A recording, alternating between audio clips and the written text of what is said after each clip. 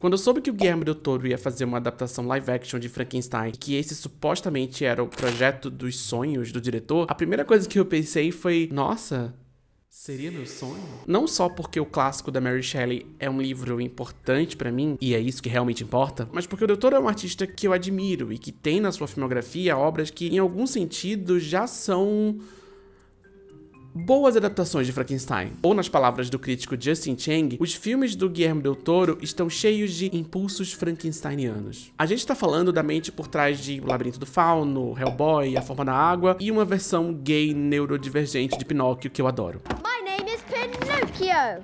I'm your son. You're not my son. A gente tá falando de um artista, de um contador de histórias que sabe humanizar monstros. Um cara que trabalha constantemente com a ideia de desobediência nas suas histórias. E as obras dele têm aquele jeitinho muito gostoso de combinar elementos fantásticos com comentários sociais pertinentes. What makes a man a man? A friend of mine once wondered. Se tem alguém que saberia o que fazer com Frankenstein, pra mim, era o Del Toro. Ou pelo menos é isso que eu esperava. O resultado, infelizmente, não me agradou tanto quanto eu gostaria. Mas, ao mesmo tempo, considerando que eu gosto muito do livro que deu origem a esse filme, será que o problema não tá comigo? Provavelmente está comigo.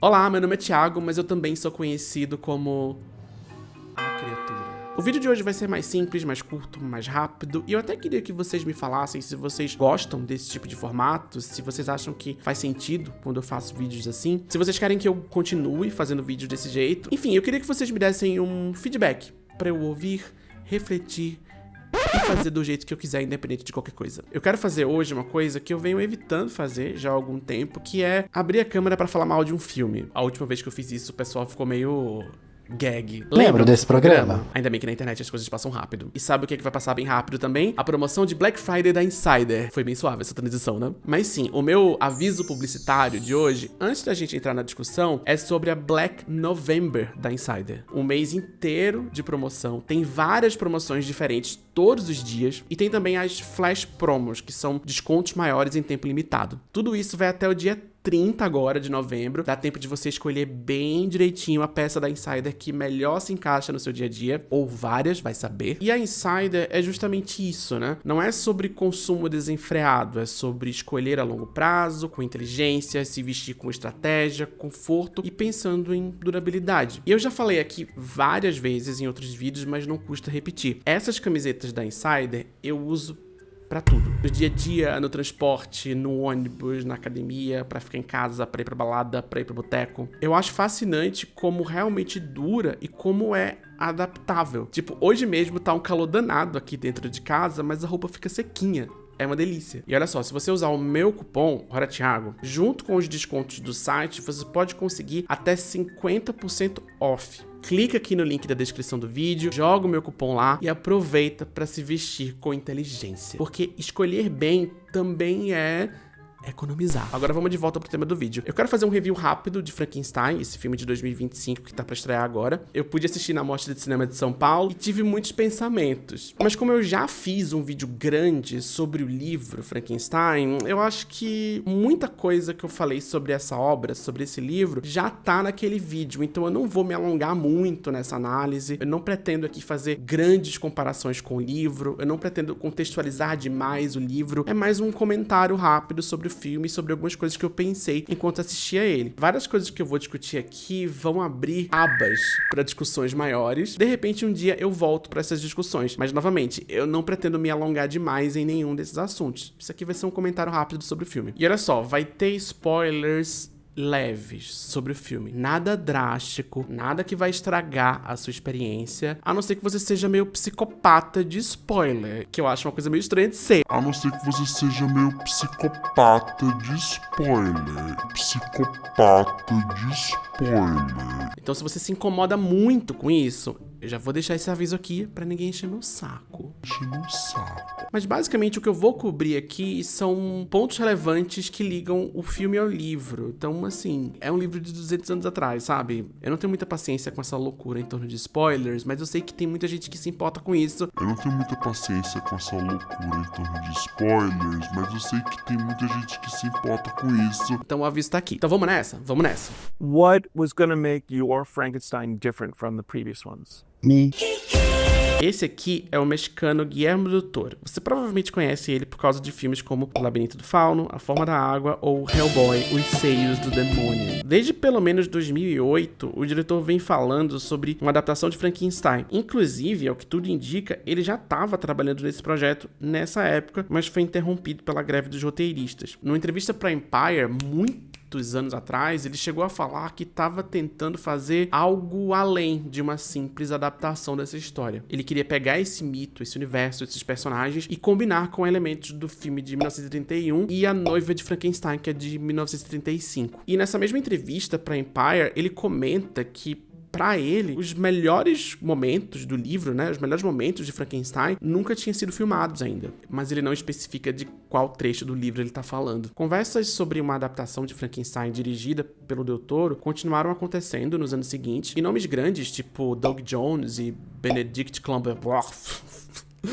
chegaram a ser considerados para o papel da criatura, mas nada de concreto estava sendo filmado ali nessa época. Em 2016, o Del Toro falou numa entrevista que Frankenstein para mim é o ápice de tudo. Parte de mim quer fazer uma versão da obra, parte de mim vem amarelando diante da ideia há mais de 25 anos. Eu sonho em fazer o maior Frankenstein de todos os tempos, mas se eu fizer, eu fiz. Se ficou bom ou não, está feito. Não dá mais para sonhar com isso. Essa é a tragédia de ser cineasta. Estranha essa declaração, né? E eu destaco ela porque a impressão que eu tive é que todo o filme foi feito nesse espírito de se eu fizer, eu fiz.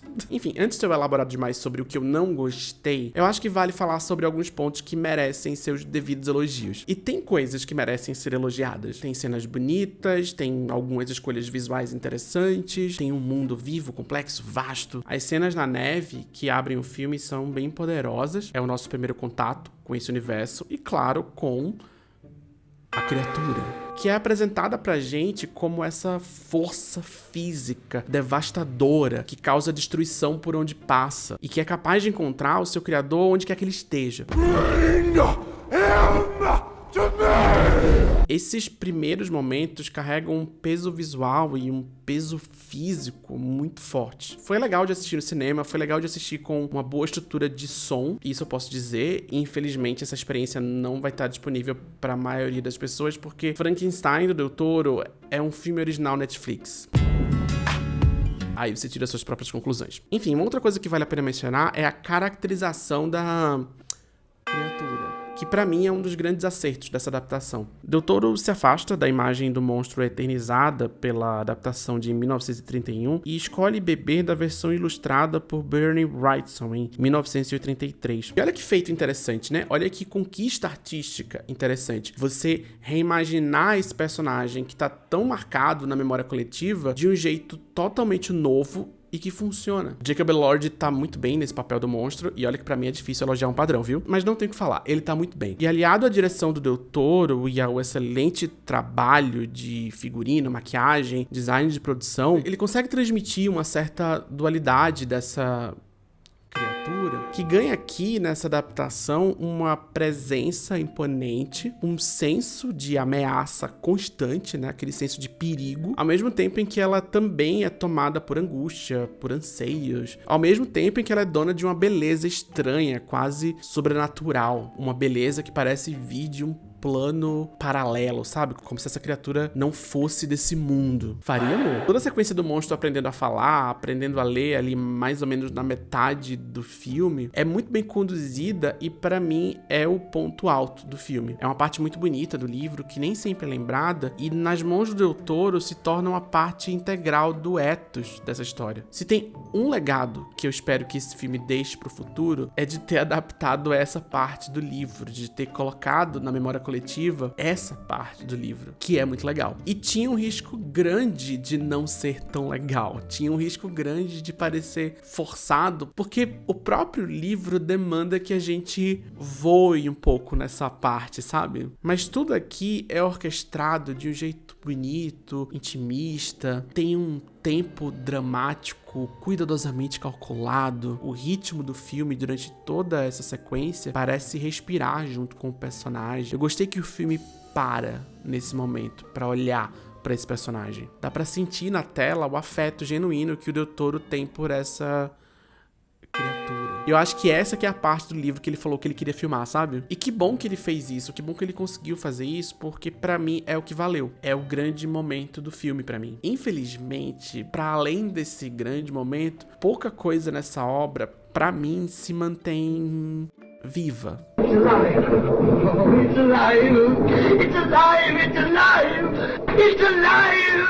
O peso de adaptar Frankenstein para o cinema é grande, mas existe uma certa flexibilidade nesse desafio. A primeira empreitada, nesse sentido, toma tantas liberdades em relação à obra original que se torna praticamente uma outra coisa. E talvez justamente por isso ela seja tão icônica. A Noiva de Frankenstein, a sequência de 1935, ainda mais divorciada do romance de 1818, é tida hoje como um grande clássico do horror, em muitos momentos até mais lembrado que o filme anterior. Vai dizer que esse penteado não é icônico. O próprio Del Toro afirmou que a intenção dele nunca foi produzir uma adaptação direta de Frankenstein, mas sim contar uma história de aventura, de horror que envolvesse o monstro, que envolvesse esse universo onde ele habita. Quer dizer, isso ele disse em 2008. De lá pra cá se passaram 78 anos e o projeto foi tomando diferentes formas e passando por diferentes tratamentos. Infelizmente, isso transparece no filme. Dá pra dizer com certa segurança que Frankenstein de 2025 é uma espécie de Frankenstein. Tem muita coisa esquisita nesse filme. Alguns dos temas que o Del Toro escolhe pra conduzir essa obra parecem perdidos demais ou simplificados demais. Alguns diálogos e até alguns personagens parecem resquícios de versões descartadas do roteiro. My idea is not clear. You certainly expressed them loudly enough. E a real é que a obra que ficou pronta parece pra mim nem uma adaptação direta do livro da Mary Shelley, nem uma aventura separada com os mesmos personagens. É um monstro estranho no meio do caminho, um Frankenstein. Um monstro simpático, em alguns momentos, carismático até, mas falta alguma coisa que é meio difícil de explicar, mas eu vou tentar. If life can be regenerated, not as a mere simulation, but as a divine act by physical, chemical means, why whisper it? A primeira grande diferença em relação à obra original, que eu reparei pelo menos, é o próprio Victor Frankenstein, vivido pelo Oscar Isaac. Aqui a gente assiste uma nova leitura sobre esse personagem, uma nova versão dele, completamente divorciada da forma como ele é descrito no livro. E beleza, tudo bem. Eu acho. O Victor Frankenstein de 1931 também era bem diferente. O nome dele nem era Victor, aliás.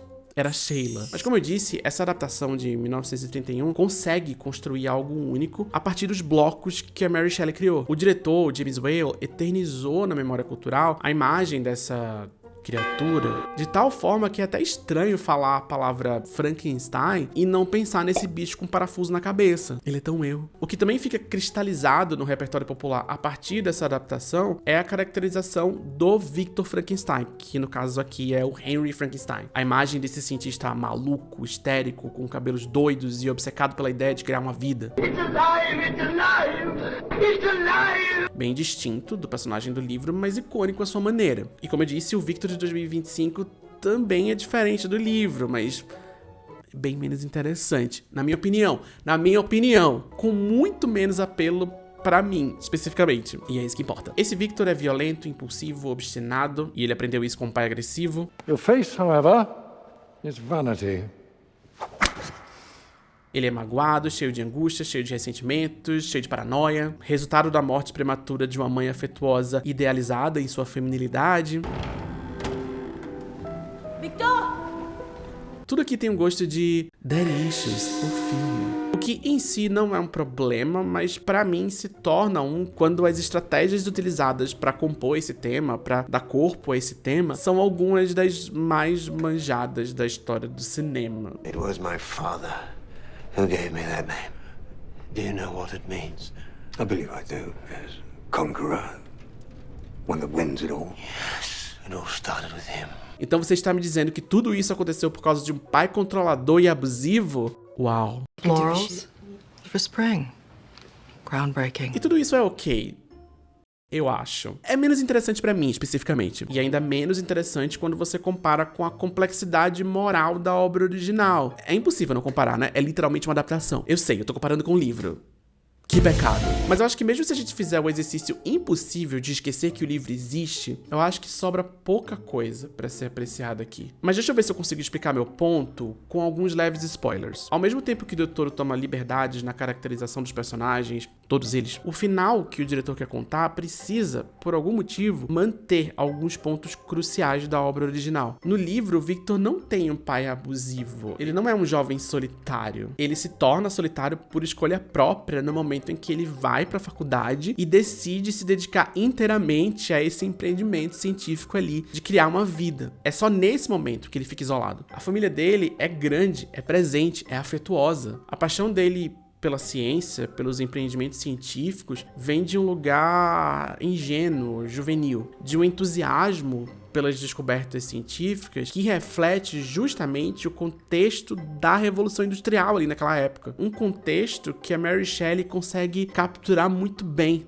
nesse livro. Ela consegue traduzir para essa história debates que estavam efervescentes ali na Inglaterra no século XIX, debates sobre ciência e humanidade, por exemplo. A gente tem esse personagem completamente investido no empreendimento científico, que vai até as últimas consequências para fazer o que ele acha que ele tem que fazer, motivado por uma paixão juvenil pela ciência, que consegue criar uma forma de vida humana a partir de pedaços de cadáveres e que só se dá conta das ramificações éticas e morais do que ele fez depois que ele vê o bicho vivo na frente dele. Meu Deus, que homem lindo, que horror, isso é errado. E é a partir daí, no livro, que a gente tem um grande ponto de virada. Victor se arrepende instantaneamente da sua criação, abandona ela própria sorte, não por desdém ou orgulho, mas por medo e vergonha, e passa a viver atormentado pela culpa, pelo arrependimento e pela real ameaça de retaliação por parte dessa criatura. Uma ameaça que se concretiza quando esse bicho, quando esse monstro começa a causar morte e destruição por todos os lugares por onde ele passa, especificamente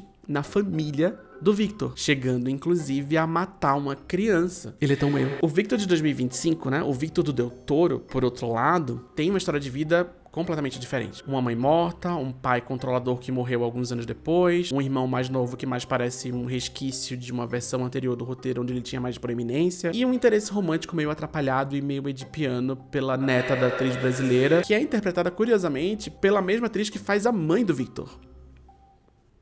Não sei se ficou claro. Uau! A motivação para criar uma forma de vida a partir de pedaços de cadáveres pode ser resumida aqui como necessidade de validação parental. Quem nunca? Esse Victor cresce com essa necessidade de provar pro pai que ele consegue ser o cientista mais disruptivo, o médico mais foda e o pênis mais avantajado da Europa ou algo assim. I would have command over the forces of life and death. I would become every ounce the surgeon my father was. I would surpass him in ambition and in reach. Eu não entendo homens héteros. Inclusive, esse Victor é hétero demais pro meu gosto. There is a bond between us. Can you feel it? An almost physical one. I truly believe it to be something else. Believing something does not make it true. E beleza. Ok, bem menos interessante pra mim. Mas eu entendo que isso pode ter apelo pra outras pessoas. O ponto é, tudo isso é bem diferente do livro. Esse Victor é outra pessoa. A relação que ele constrói com a criatura é outra. Os blocos que compõem essa versão de Frankenstein são bem diferentes. Ainda assim, o produto final, o filme que ficou pronto, não é algo totalmente novo. Pontos importantes da obra original são mantidos, mas de uma forma meio atrapalhada, na minha opinião. E para explicar melhor meu ponto, eu preciso explicar como que a criatura é no livro. No livro, a criatura é abandonada pelo seu criador imediatamente depois que ela é criada. Ela acorda, ela é largada sozinha no mundo, e por causa da sua aparência monstruosa, cadavérica e gigante, ela é hostilizada por todos os lugares onde passa. Apesar disso, ela consegue aprender a falar, a ler, a apreciar a arte, a se comunicar, ela desenvolve um olhar sensível sobre si mesma e sobre o mundo, e com o tempo ela vai se percebendo profundamente sozinha e ela consegue articular essa solidão de uma maneira complexa, de uma maneira sensível, de uma maneira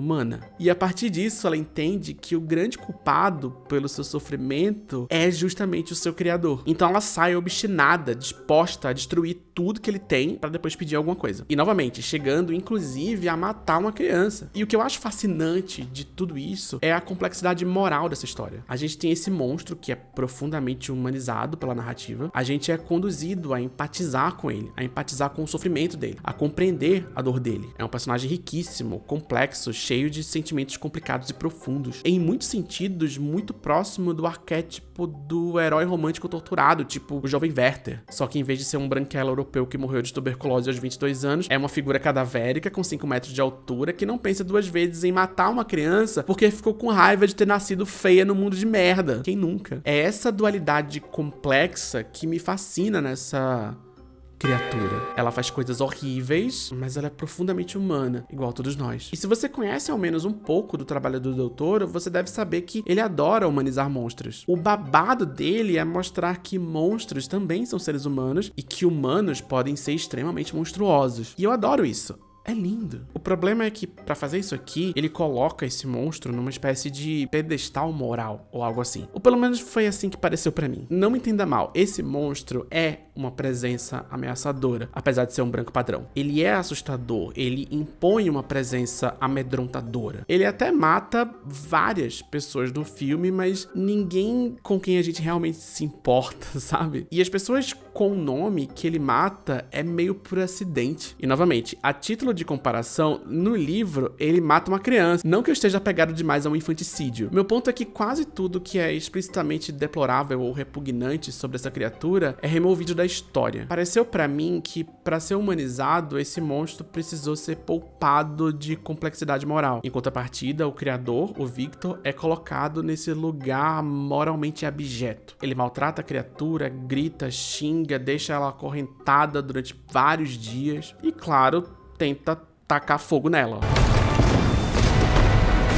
Esse Victor é um ser humano genuinamente detestável, sem muito ruído. De um lado, um monstro humanizado, do outro, um homem monstrificado. Monstrificado é uma palavra? A gente não tem mais a zona cinzenta onde esses personagens existem. É menos complicado moralmente e menos interessante pra mim. Mas como eu disse, apesar de todas essas mudanças, alguns pontos cruciais são mantidos. A criatura ainda destrói a vida do Victor, mas sem a intencionalidade evidente do livro. Muito pelo contrário, aliás. É tudo meio foi sem querer querendo, justamente porque, a meu ver, o Del Toro fez um esforço muito grande de poupar a criatura de complexidade moral. Então é uma coisa meio nem lá nem cá, sabe? Pra que esse filme termine do jeito que ele termina, a criatura precisa, aos moldes da obra original, destruir tudo que o seu criador ama. Mas esse Victor, esse criador e o seu círculo familiar não são os mesmos da obra que está sendo adaptada. Ao contrário da sua versão de 1818, esse Victor não tem uma família acolhedora, amorosa, que provoca um profundo senso de tragédia, de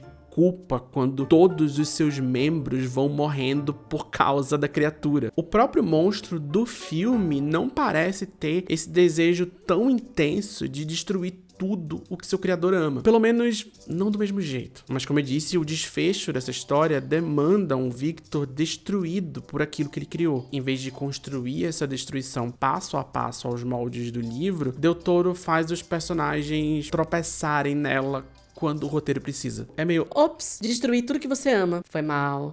A gente não tem uma real conexão afetuosa entre Victor e a sua família, e por causa disso a gente não tem uma profunda sensação de que ele foi de fato destruído por aquilo que ele criou. A gente não tem também uma criatura obstinada ao ponto de, novamente, matar uma criança. Eu sei que parece muito que eu queria ver uma criança morrer, mas não é esse o ponto. O que eu queria ver mesmo era uma história mais interessante. E um dos aspectos mais interessantes de Frankenstein, pra mim, é justamente essa ambiguidade moral. Esse sentimento estranho de empatizar profundamente com uma criatura que comete atrocidades. E eu sei que essa ideia do assassino com bom coração é até meio vulgarizada nos dias de hoje. Eu sei que os últimos 15, 20 anos de Hollywood foram hiperpovoados por anti-heróis com motivações complexas pra cometer barbaridades. Mas eu acho que o que torna Frankenstein algo especial quando comparado a, sei lá, Coringa ou os monstros do Ryan Murphy, é como a Mary Shelley coloca o leitor numa constante posição de desconforto e contradição. Como a criatura narra boa parte da sua história em primeira pessoa, a gente se vê imerso na subjetividade dela, nas angústias dela, nos seus pensamentos contraditórios. Esse POV não tá ali pra, sei lá, justificar ou romantizar qualquer coisa. É pra colocar o leitor em confronto com as dúvidas dessa personagem, com as contradições dessas personagens e até com o seu próprio senso de moralidade. A própria criatura se questiona múltiplas vezes nessa história. Ela coloca em xeque o seu próprio lugar de monstro e o seu próprio lugar de vítima. Ela não dá uma resposta definitiva pra gente. Ela não fala que Eu só fiz isso porque eu sou muito coitada. é bagunçado, é complicado, é ambíguo. E por isso que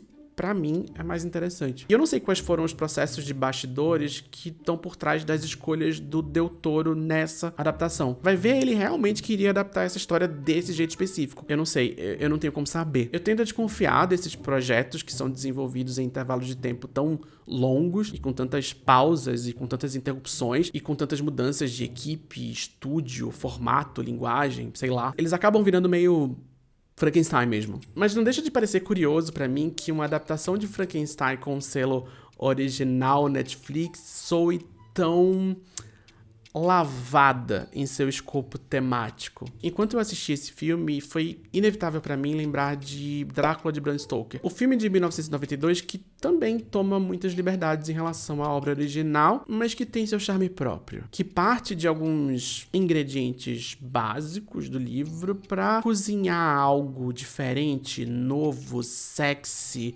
ousado, frontal, interessante, muita tesão. O Frankenstein de Del Toro até tem um jogo de imagens ou encenação que remete a gente a um horror gótico, ousado, sensual, mas é mais um lembrete de que esses sabores existem em algum lugar da nossa memória do que um prato realmente saboroso e bem temperado. É bebida sabor morango, não morango, sabe? Tô achando esse de morango com gostinho fraco de morango. É que é o doce de morango, né? Não é a fruta morango. Se você quiser sentir um gosto forte de morango, dá você pegar o morango, a fruta e enfiar na tua goela. Mas beleza, o Drácula de Bram Stoker é um monstro de uma outra época e de um outro mundo. Um filme como esse simplesmente não é mais possível de ser feito nos dias de hoje. Ainda mais no contexto de streaming, onde as experiências audiovisuais são otimizadas para uma tela melhor que disputa a nossa atenção com todas as coisas que existem. Não, porque o stream, a intenção aqui não é insistir numa retórica vazia de antigamente era melhor, muito menos falar que TV é pior do que cinema. O interessante aqui é a gente buscar entender como que essas mudanças materiais na forma de se financiar, produzir, distribuir filmes se reflete no processo criativo por trás deles, em especial quando a gente tá falando de projetos multimilionários. Eu acho que essa adaptação de Frankenstein acaba soando pra mim como um exemplo muito ilustrativo do que acontece quando a gente, vamos dizer assim,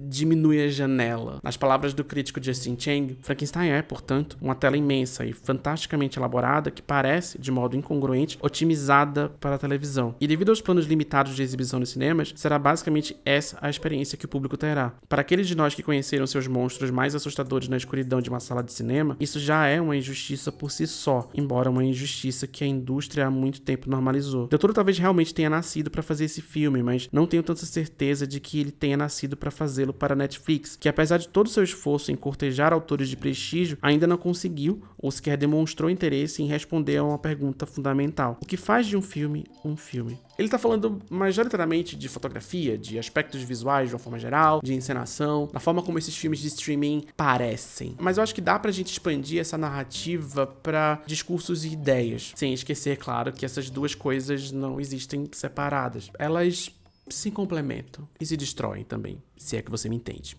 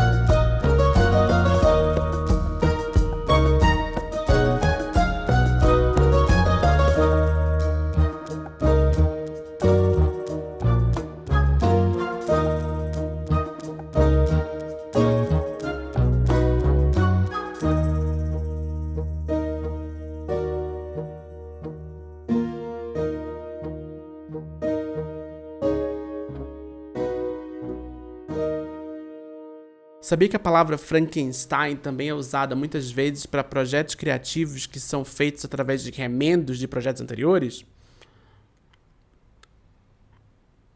Era só isso que eu tinha pra dizer mesmo.